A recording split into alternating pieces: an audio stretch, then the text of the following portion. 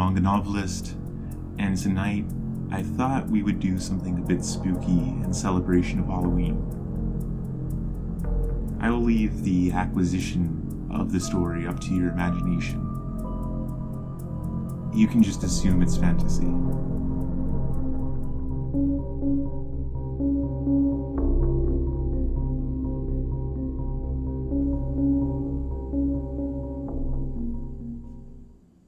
I'm awake. This is my third time up tonight. Maybe I'm not sleeping well because I'm at my friend Warren's house. He's from Germany and came without his family to the States on a work visa. Having broke his leg recently due to unfortunate circumstances on the job, I felt it was my obligation to help him. We both work on quantum phenomena together. We were looking at particle collisions and have been collaborating since before he came to the States. Recently we noticed something incredible that enticed him to move here. It looked like a black hole opening up and something secreting out of it, almost like an eye bulging out of its socket. At first, we thought it was a camera glitch, but it was Warren who did the math to show what was going on.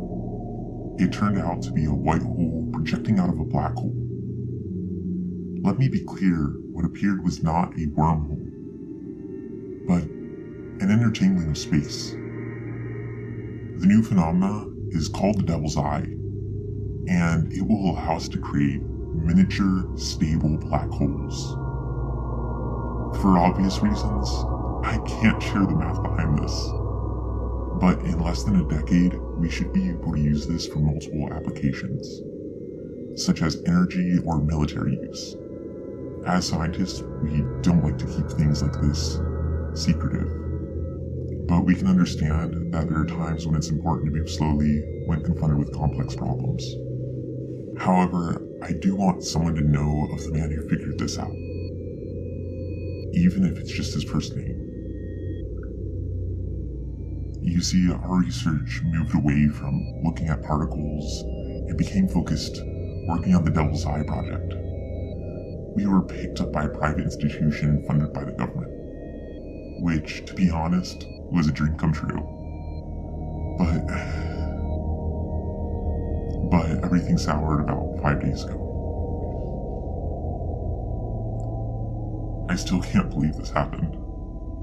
We were exposed to a large amount of radiation during one of the tests. Before I go any further, I need to say something. It wasn't my intention to tell you about this when I started writing today.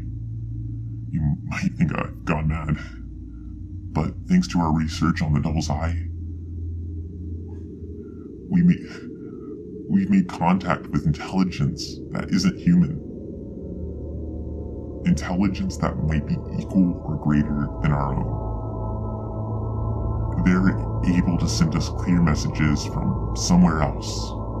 We think most likely a different universe. Surprisingly, these creatures fit a lot of the stereotypes of aliens, but only in appearance.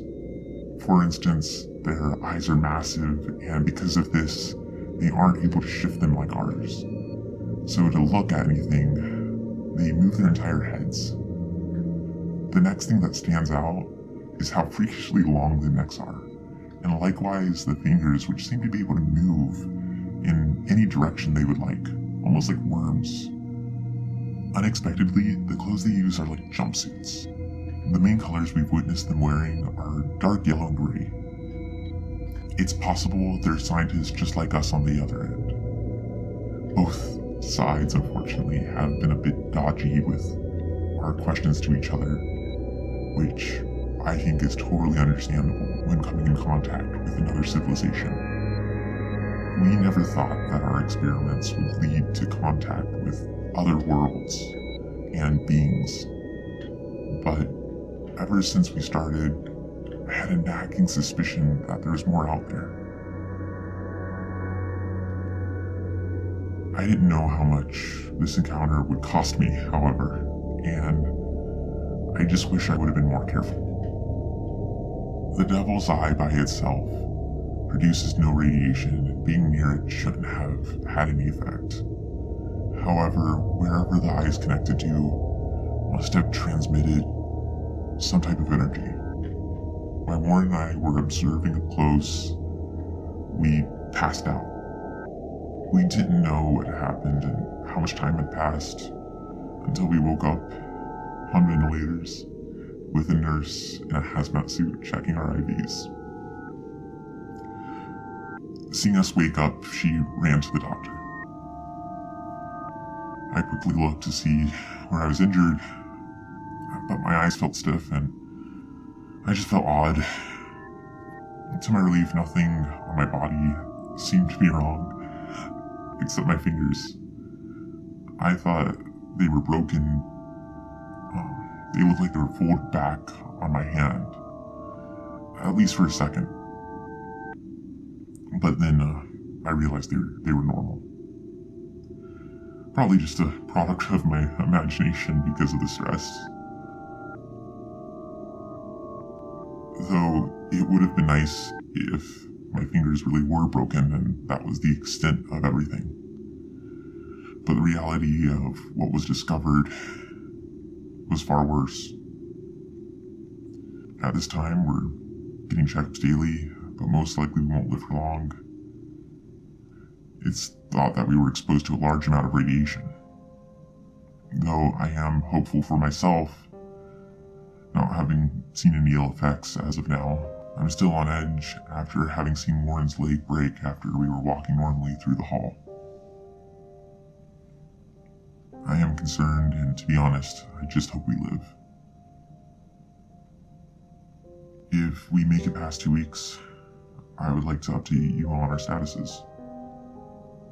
Cheers.